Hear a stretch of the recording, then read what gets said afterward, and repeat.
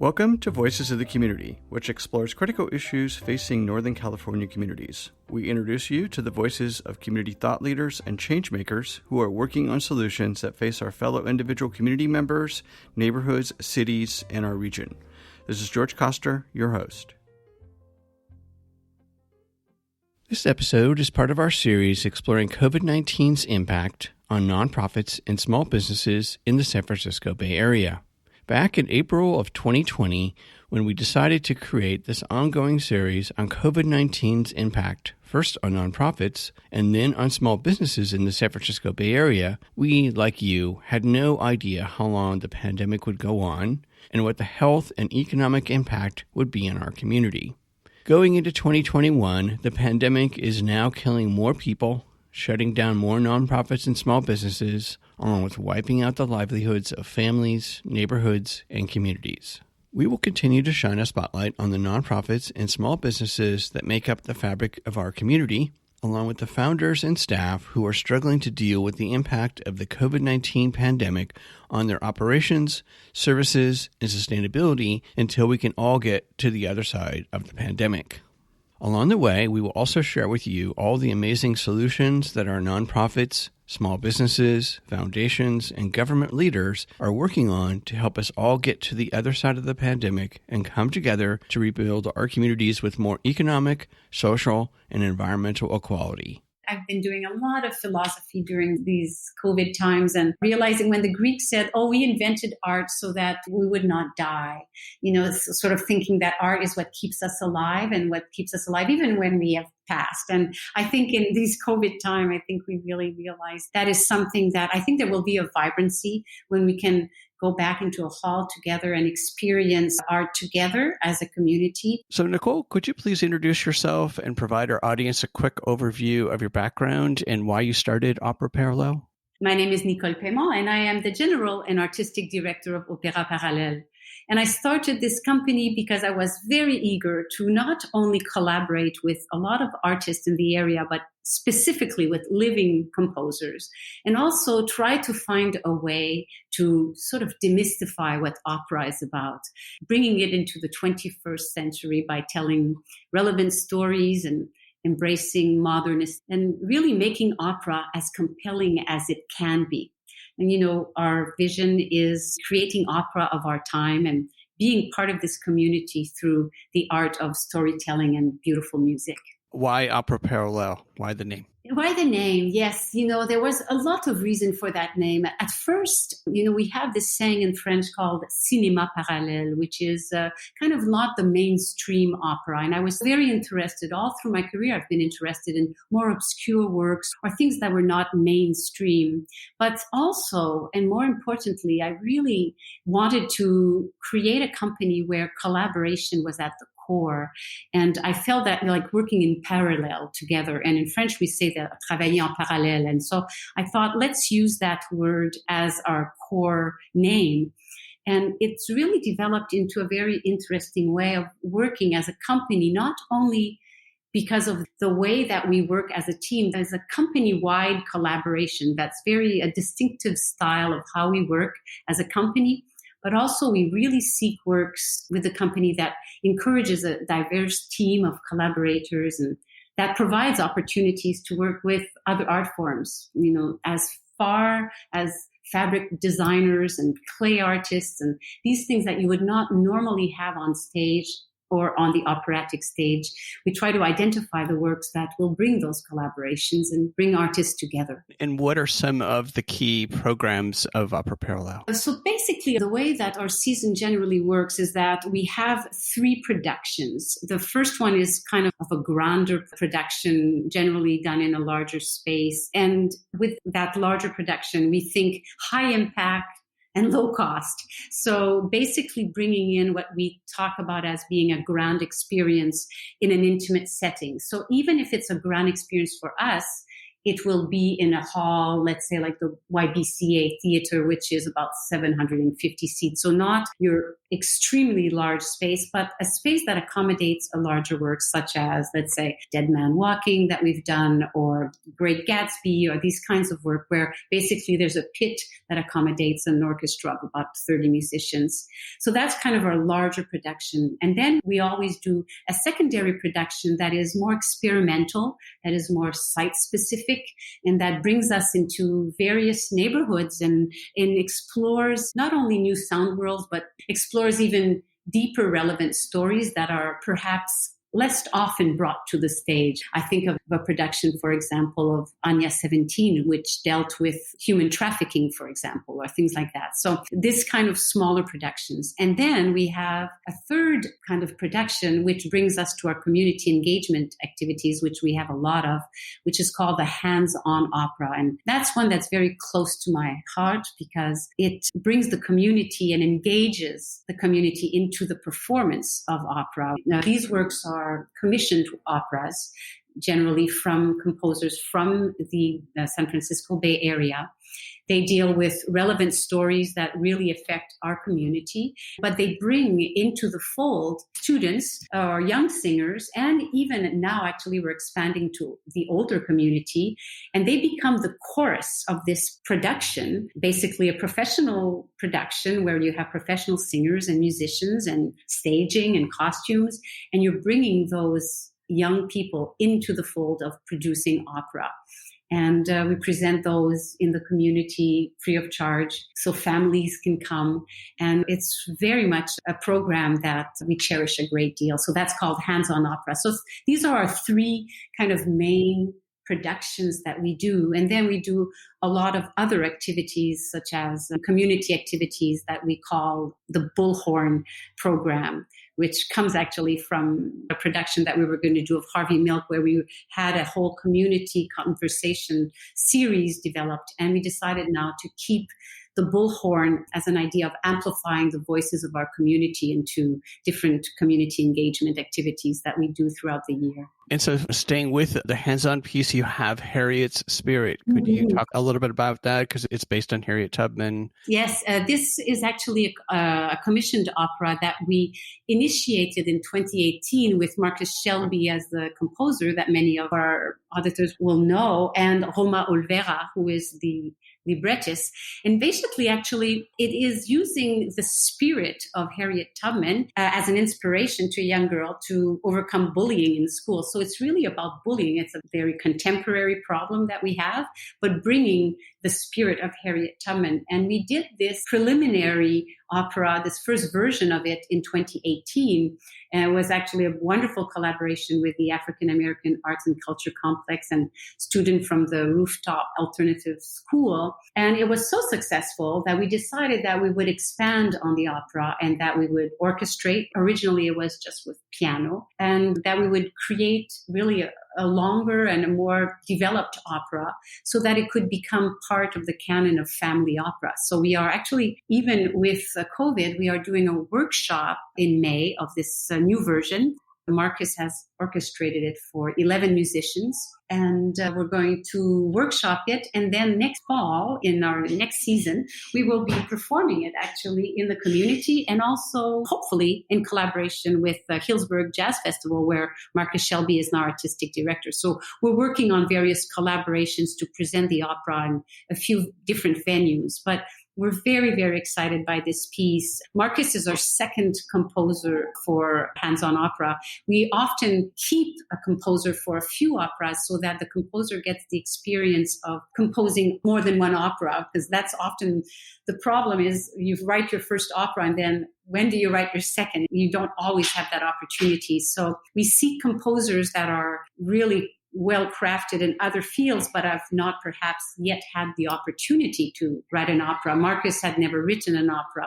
The composer that we had for 3 years before that, Chris Pratorius Gomez, was also a wonderful composer who had the chance of composing 3 operas with us. My Head is Full of Colors, Amazing Grace, and So She and the Flowers, which was a Spanish and English opera performed in the Mission. And so Harriet's Spirit, when you say fall, assuming that we can all come back into a closed space, we're talking fall of this year of 2021. Yes, we're actually looking into the first 2 weeks of November, and we're hoping to collaborate. We're in negotiation. Everything right now, as you well know, is still in progress, but we are hoping to collaborate with the Bayview Opera House on that project. Great venue. So the other project I thought was really fascinating was the one you've just recently announced, which is Everest, which is a graphic novel opera. Could you kind of walk the audience through this one? It's an amazing idea. Yes. Well, first of all, when COVID hit, we kept our mind very stimulated at Opera Parallele, and we definitely thought, okay, let's transform a challenge into an opportunity. And we thought, okay, well, let's explore meaningful ways to do opera that are not simply presenting productions that we've done in the past, which we also did, but we wanted to try something new. And we had explored that technique in 2013, the idea of using graphic novel style. At the time in 2013, it was an exploration. Often you do a workshop before you finalize the piece to bring a visual element to that. So we had actually commissioned an opera called Gesualdo at the time. And while we were doing the workshop and having an audience, we had graphic novel visual elements that were helping to tell the story in the back of the singers so that we could get a more complete experience of what the opera would be like when it was finished. And it had been very successful. And we thought at one point we're going to push this idea of combining the graphic novel art with the storytelling of opera. But, we went on with our lives. That was 2013. But with COVID, this was a perfect opportunity to explore that again. And luckily, since then has been a lot of different technologies that has developed and that we were able to use into this concept. First of all, we chose Everest as an opera, and a beautiful opera written by Joby Talbot, a libretto by Jean Shear, that I had the privilege of doing the world premiere in 2015. And it's a very large opera. The orchestra is over 75 piece in the pit. It's talking about Everest. It's big. And it's hard to produce because not only is it very expensive to produce, but also it's big subject to bring on stage. So you need a big space. But there's a real intimacy in that story also. So there's the contrast of, the power of nature, the bigger than mankind, basically, with Everest and the storms and all of that. But there's also this intimacy of this man trying to climb Everest and the dream of winning over nature. Anyway, this opera felt like it was the perfect balance because it had those surreal big element of the mountain and the wind and the storms. And it also had these beautiful, intimate singing moments. The process is kind of complicated, but let me explain. First, what we do is that we look at the opera and we create a storyboard. This is the creative designer, Brian Stauffenbiel, this is his whole concept. And he's working with an illustrator, Mark Simmons, and a cinematographer, David Murakami. And the three of them created this storyboarding where we actually will tell the story through illustrations. And on top of it, Mark Simmons illustrates the singers, basically takes a photo of all our singers, of our cast, and creates an image of what they would look like, an illustration of them. Once that is done and the whole storyboard is done, we go into the studio and we record with the singers the whole opera. After that, the singers goes into a room where you put on the singers' face a technology that captures their expression as they are singing. So in the studio, they sing, and this technology captures their faces singing and transfers these facial emotions into the graphic image. And so all of a sudden, the graphic image comes to life with the real expression of the singer. And what it does is that we really focus all of a sudden on the singing voice and how they're expressive with their face because of this technology. So it's really highlighting the voice, which is part of what opera is about. But it also lets us, after there's an instrumental moment, to go into these amazing surreal moment where the storm is moving around and all these illustrations are expanding on the surreal moment of the opera. So it's a very exciting way to bring this to life. And also it's an interesting way to bring new audiences to opera, which is one of our big mission at Opera Parallele, is to really try to think outside the box to, as I said earlier, demystify what opera is about. And this is targeted, Nicole, for summer. And because of COVID-19's impact on doing any kind of live events, all of your programming has been virtual. Mm-hmm. Will Everest also be virtual in that it sounds like an animated movie, if you will? It is really a graphic novel opera film. So it is a film in that way, yes. And it looks like the idea of the graphic novel is very much integrated into that film. So you will actually see, if you look at a graphic novel, you have those different squares and you turn the page and you see all these squares. So you'll be going inside a living book, basically, is what the experience will be. And yes, it will be a virtual experience. And actually, we just received the date of the 10th of June as the launching. I cannot yet release the platform, but it will be a major platform so that people can see it around the world. So that brings me to my question. Here we are a year plus in with COVID and sequestering, if you will, and now starting to go back out. And we're talking about trying to bring people back sometime in the middle of April, May. How has COVID really impacted Opera Parallele, and what is your team doing to start to think about coming back? Well, like everyone, when COVID hit, it was a shock and we had a wonderful season planned ahead. But as I said earlier, we are very resilient and luckily also very nimble as a company because we're small. And so we were able to, change gear, and we actually right away designed what we thought was a COVID-proof plan B with a lot of social distancing and in spaces that were very large, and we would have smaller audiences, and redesigned a whole season a little bit later in the year of 2021 so that we would be able to perform. And then we realized by January that was also not going to be possible. And that's when we really looked at thinking outside the box and developing the graphic novel opera. And we also did take this time, and I think that probably a lot of organizations have done that. We really took the time to replenish as an organization and to give our time to bond in a different way between departments of the organization, and to really replenish ourselves and prioritize on where we wanted to go. It was a very strategic time for us. We were going to be celebrating with Harvey Milk that we had to cancel. This was going to be our big 10th year anniversary project, and we had worked on this new version of Harvey Milk for the last 3 years. Basically, it's a completely new version of the opera by Stuart Wallace and librettist Michael Corey.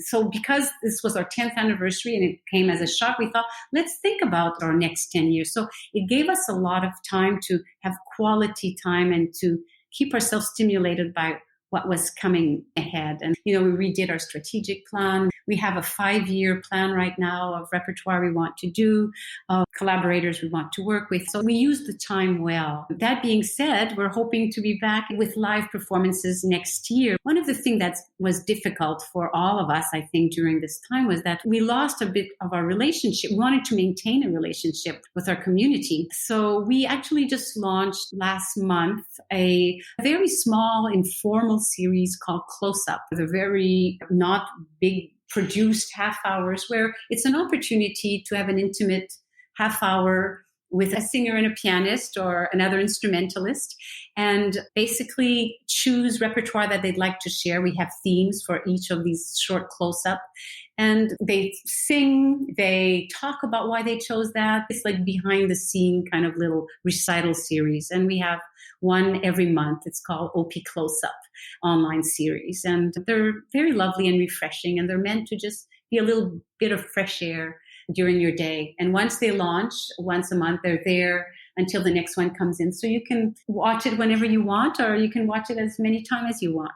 It's being broadcast on your YouTube channel, as I recall. It is. And so we have one right now that's still on until our next one is, there's always one there that you can listen to. Opera Parallele has the privilege of having really lovely relationships with major musical organizations in the Bay Area. And one of them is SF Jazz. We produced twice operas in their hall. And we have a really very strong relationship with SF Jazz. We're very good friends and feel part of their family. So that's part of our world. And so we love to include jazz in our programs. And so that's why Tiffany and Marcus are doing our second close-up. That was an amazing opera that you guys did there. Was it The Boxer? Yeah, it was called Champion, but it was the life of Emil Griffith, the African-American gay boxer who sadly killed his adversary on the ring by accident, but because he had been taunted right before he went on the ring that he was gay. And so, yes, it was a beautiful, beautiful opera by Terence Blanchard that we had the privilege of doing there. That was our first time going, and it was a perfect setting because the shape of that hall, the circular shape of that space lent itself so beautifully to the boxing ring. So the audience could feel part of the opera. And that's something that we are always thinking with Opera Parallele is how can we engage our audience so that they're not passively sitting and watching, that they feel part of it. And often we'll have, like, especially, for example, when we go to Z Space where they have a very nice intimate lobby, we try to have lobby installations and sort of create the experience before the opera. And if there's a way to engage people from the audience, even inside the opera at one point, we've done that with Hearts of Darkness, for example. We had members of the opera sitting on stage holding tusks. They were not real tusks, but ivory tusks at specific times during the production. And actually, we had these people on stage wear these white ponchos, and we use a lot of media for on stage, and the media was projected on the audience that were sitting on stage in their white ponchos holding these big tusks, and all of a sudden they were part of the production, and that was very exciting to them. So finding ways to just keep it very, very vibrant is very important to us. So speaking of keeping your audience and getting new audience members engaged in Opera Parallele, how can folks who are listening to this help you guys? By coming to our productions, by talking about us, by coming to our community engagements. You know, for us, it's by loving opera and not being afraid of opera. I think that there is a stigma to that word. Actually, we at first started and we were ensemble parallèle, and we were very careful of not putting the word opera there because we felt it was maybe pushing people away, saying, oh, I don't like opera. And I think that perhaps it's worth a try when it's Opera Parallele because it's redefining what it is. And so I would say join us in one of our many activities. And it doesn't mean even coming to a production. It can be coming to a conversation or to an event that we are doing. Of course, if you want to support even more, right now we're having a wonderful campaign. We're very proud of this campaign. It's called the Artist Sponsorship Campaign, where you can sponsor singers and musicians and stagecraft artists. And we're very proud that even with COVID, Opera Parallele was able to engage over 30 artists from this community and from other communities too this season, which has been one of the very difficult situations. You know, as we all know, artists are suffering. I'm part of that with my conducting career. Our work has diminished a great deal. So to give opportunities and work to artists has been very important. And I think it's so meaningful for artists right now to be sponsored by the community, by people. So if that's so inclined, you could go on our website and look at the Artist Sponsorship Program. So we have that, and knowing who we are is already a great step. So they could donate. They could also purchase a ticket, for example, for Everest. Is that going to be a ticketed event coming up in June 10th, it sounds like? Yes, it will be. And because we are collaborating with a major platform, this information has not yet been announced. It will be announced in a major press release at the end of April. But as soon as that happens, it will be on our website. The date of the launching of this is the 10th of June now, and it will be on that platform for 6 months. So, you know, you can watch it. You won't miss it if you want to. And I'm not quite sure of the ticket prices and all that yet, but we try to always keep our ticket price affordable so that as many people can come. The close-up is a free series. That was very important to us to give back to our community in these times. So this is a free series. Nicole, what would you say are some of the positive things that could come out of the pandemic and supporting our performing arts community and engagement with both our youth and families out there who, to your point, think, oh, opera, what is that? I can't get engaged in an opera. So what are some of the great things that you think could come out of this? Well, I think that one of the things I think we will all agree is that we all are eager to go back and to experience art together. I've been doing a lot of philosophy during these COVID times and realizing when the Greeks said, oh, we invented art so that we would not die, sort of thinking that art is what keeps us alive and what keeps us alive even when we have passed. And I think in these COVID time, I think we really realize that is something that I think there will be a vibrancy when we can go back into a hall together and experience art together as a community. I think that will be transformative and we will be appreciating. Sometimes it takes a crisis to really realize what you have. And I think that's one of them. I think also the idea of collaborating, as much as it is part of Opera Parallele, I've always thought that the future of art needs to be with collaboration, not only because of cost, but because of how it can expand our minds. And I think that right now, I see more conversation between organizations on how to do this well and how to do it together rather than just all ourselves in little boxes. So I think that will be something that will really vibrate when we come back. And I would say that, opera is about storytelling.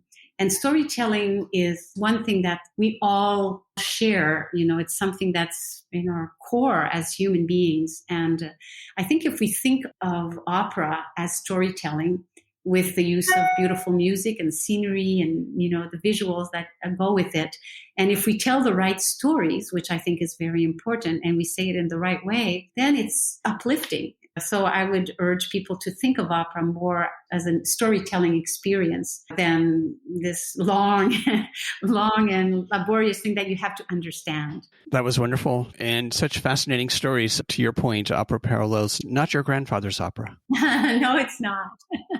It might be your kid's opera almost. Sometimes people say, oh, I'd like to bring, for example, when you were talking of Champion, I'd like to bring my kid. Is it okay to bring a child? And I thought, absolutely. These stories are ageless and they meant to be talking about the human condition from when you feel your child is able to sit. And also one of the things is these operas often we choose are slightly less long. So, for people that are intimidated about thinking, oh, opera 3 hour long, a lot of the newer operas have a sensitivity to length. So they vary from 60 to 90 minutes often. So it's an experience that is for younger people that say, oh, they don't have the capacity to sit for so long. It's not that long.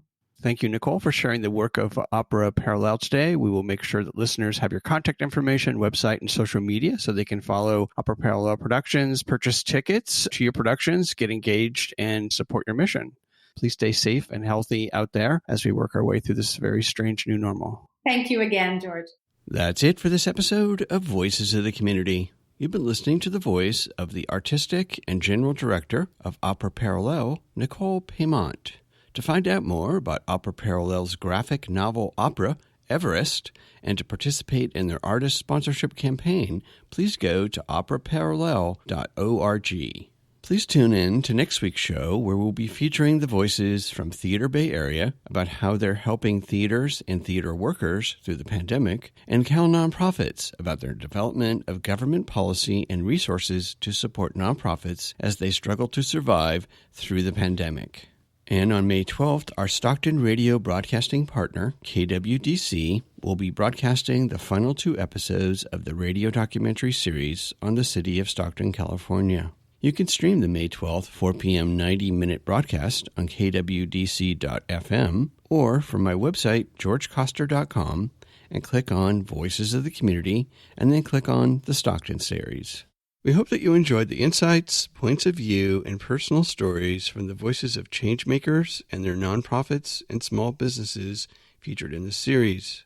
To find out more and get engaged with the nonprofits, small businesses, and staff members featured in the series, please go to my website, georgecoster.com, and click on Voices of the Community to find links to the extended versions of these interviews and to listen to the entire series.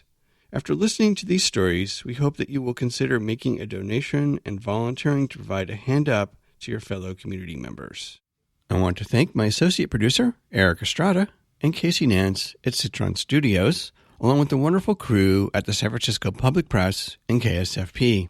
Voices of the Community is a member of Intersection for the Arts, which allows us to offer you a tax deduction for your contributions. Please go to georgecoster.com and click on the donate link to make a donation to help us provide future shows just like this one.